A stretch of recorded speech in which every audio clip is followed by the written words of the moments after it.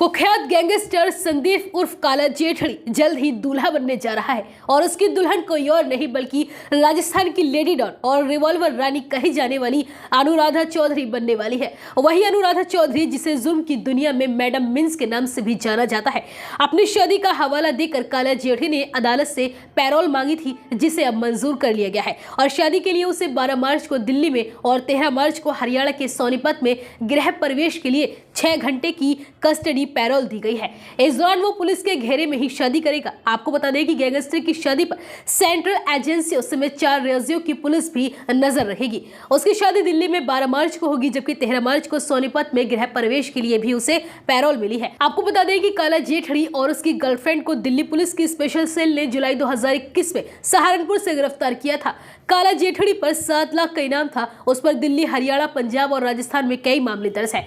वहीं lady don Anuradha कभी राजस्थान के कुख्यात डॉन रहे आनंद पाल के साथ जुड़ी हुई थी, मगर आनंद पाल का एनकाउंटर हो जाने के बाद वही उसका गिरोह चला रही थी और बाद में अनुराधा संदीप उर्फ काला जेठड़ी के साथ काम करने लगी थी। फिलहाल अनुराधा जेल से बाहर है और सोनीपत में संदीप उर्फ काला जेठड़ी के घर वालों के साथ रहती है। साल 2023 में अनुराधा ने एक इंटरव्यू में साफ कह दिया था कि अब उसका क्राइम की दुनिया से कोई लेना देना नहीं है, अब वो सिर्फ एक हाउसवाइफ है और संदीप उर्फ काला जेठड़ी का घर संभाल रही है। अनुराधा अब नॉर्मल जिंदगी जीना चाहती है और वो जी भी रही है। अब आपको बताते हैं काला जेठड़ी के बारे में। काला जेठड़ी का असली नाम संदीप उर्फ काला है और वह हरियाणा के सोनीपत का रहने वाला है।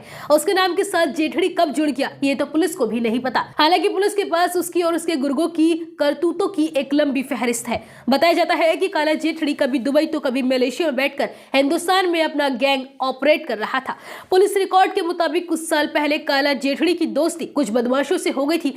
उस दौरान उसके खर्च भी बढ़ गए थे। अपने खर्च पूरे करने के लिए उसने अपने माँ बाप से पैसों की मांग की, लेकिन फिर भी उसके खर्च पूरे नहीं हुए। इसके बाद उसने झपटमारी का काम शुरू कर दिया। काला जेठड़ी के खिलाफ दिल्ली में पहला मुकदमा 29 सितंबर 2004 को दर्ज हुआ था। शुरुआत में काला जेठड़ी झपटमारी, लूटपाट और हत्या की कोशिश जैसी वारदातों को अंजाम दिया करता था और लेकिन देखते ही देखते जेठड़ी ने अपनी गैंग बना ली और जबरन उगाही करने के साथ साथ वो विवादित संपत्तियों में दखल देने लगा। काला जेठड़ी पर दिल्ली पुलिस ने 1 लाख का इनाम रखा था, लेकिन वो इतना कुख्यात बन गया था कि हरियाणा पुलिस ने काला जेठड़ी की गिरफ्तारी पर 7 लाख का इनाम घोषित किया हुआ था।